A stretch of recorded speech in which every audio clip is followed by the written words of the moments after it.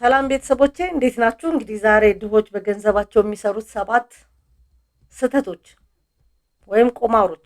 እንግዲህ ያው ደሃ ማለት ምን ማለት ነው የሚለው ሀብታም ማለት የራሱ ኤክስፕላኔሽን ቢኖረውም እነዚህ ነገሮች ውስጣችን ካሉ ስህተት ነውና ማረም መቻል አለብን ማለት ነው። እንግዲህ እዚህ ጋር የሳይኮሎጂ ጠበብቶች እንደሚሉት ድሆች በገንዘብ የሚሰሩት 7 ስህተት ብለን የጀመርነው ሐሳብ ያው በፋይናንስ ትምህርት ውስጥ ይነሳል። ሁሉ ጊዜ የሚነሱ ነገሮች ናቸው።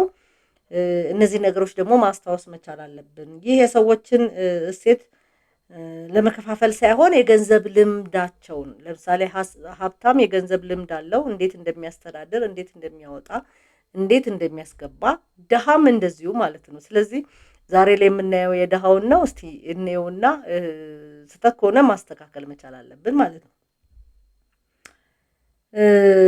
ቁማርና ፈጣን ሀብትን መፈለግ፣ ይሄ እንግዲህ የደሃዎች ልማድ ነው ማለት ነው።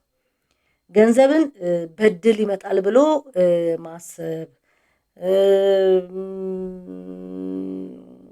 ፈጣን ሀብትን መፈለግ፣ ይሄ በገንዘብ ላይ ደሃዎች የሚሰሩት ስህተት ነው ማለት ነው።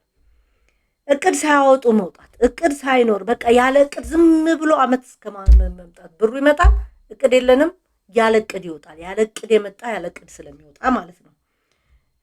ብድርን ደግሞ በተደጋጋሚ መጠቀም ማለት ውጤት የሌለው ለፍጆታ ለአስቤዛ ወይም ደግሞ ለቤት መኖሪያ ወይ ሶፋ መግዣ ወይም ደግሞ የሆነ ነገር ኢንካሙን ራሱ የብድሩን ሊመልስ እንደማይችል እያወቁ የማይችል ነገር ላይ ማውጣት ማለት ነው።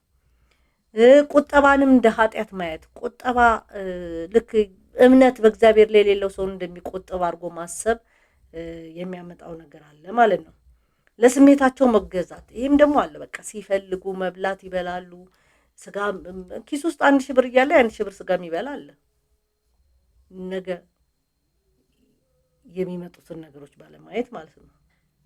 ስለዚህ ስሜትን መቆጣጠርም ያስፈልጋል።